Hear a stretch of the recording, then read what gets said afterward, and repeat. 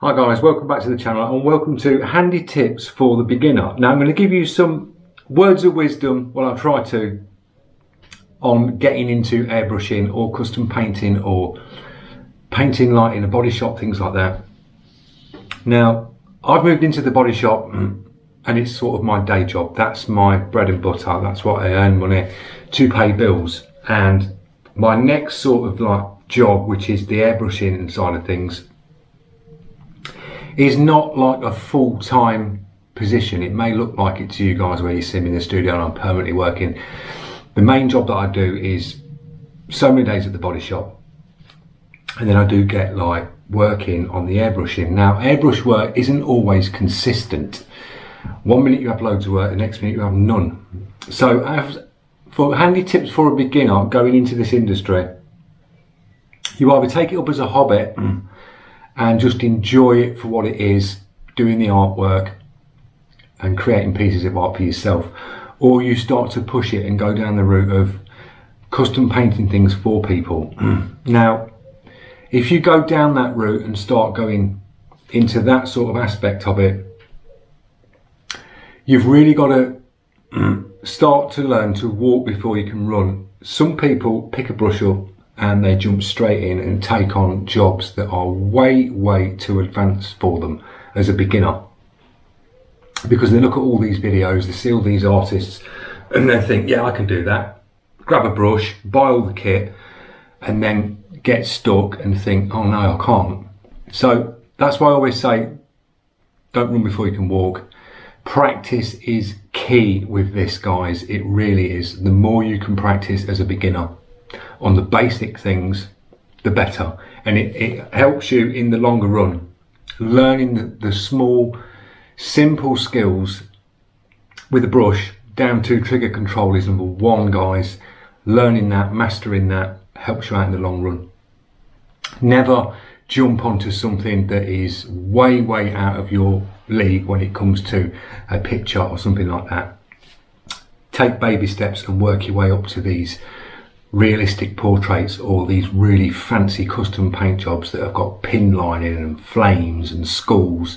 When you're a beginner, just take baby steps, do loads of practice, and that is the best stuff that you can practice on, guys, is a roll of paper on an easel. Get practicing before you even attempt to start painting on motorbike tanks, crash helmets and things like that.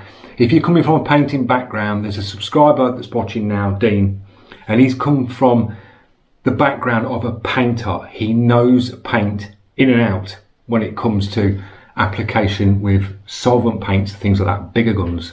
And he's moving over to the airbrush scene of things. And we get on really well, and he's sort of under my wing, and I'm showing him bits as we go along, and he's watching all the videos, and he knows that you can't just jump into this straight away. You've got to take these little steps. And that's why I've done on the channel like beginners videos and things like that, and just sort of trying to break you into this sort of industry nice and slow. There's loads of crazy videos on the channel of all sorts of stuff, guys. You'll see all sorts of stuff. But when it comes to beginner stuff, I try and break it down for you so you take the baby steps. You don't just jump straight in the deep end.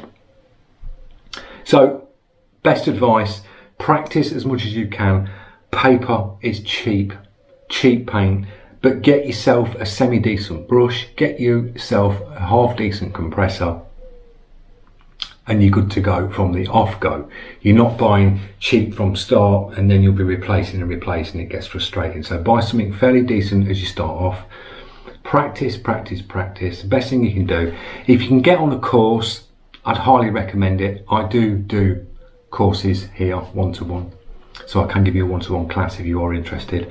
I'll leave a link just here where you can get hold of me. So I do classes like one-to-one, but I would advise going on a class. They really do help, because you've got, especially if it's a one-to-one, you've got someone that's like a seasoned artist or airbrusher or painter, and you can sit face to face to them and take it on board. Watching videos with people like my videos, other people's videos, we try and explain it for you guys as best we can but it's always different when you're watching something. You either take it in when you look at something. That's how I can take things in. I can take things in if I watch somebody. So for me, watching a video, it's great. I love it. I'm on YouTube all the time. But I can't pick a book up and read through a book and understand it and take it in that way. I have to view it. So people are different on taking information in. So if you are one that needs to see it, it is advisable to go on a class. I went on a couple of classes, and it does help. Watching someone and someone talking you through something helps you so much, guys. So that's a good bit of advice.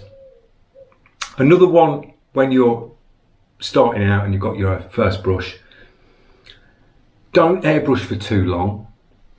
Go in and do an hour, have a break, walk away from it, because you can be painting for so long, you can fry your brain so easy and get stressed. So I'd paint hour, hour and a half, 2 hours max, walk away, have a break, and then come back to it with fresh eyes. Don't paint for 8, 9, 10, 12 hours on one hit straight away. It's the worst thing you can do. Have little breaks and just go nice and slow. And that's what I mean by taking baby steps when you come into doing this.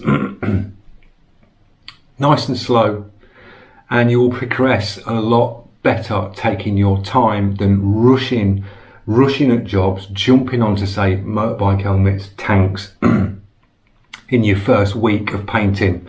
That's when things go wrong, and there's nothing worse than painting something for somebody.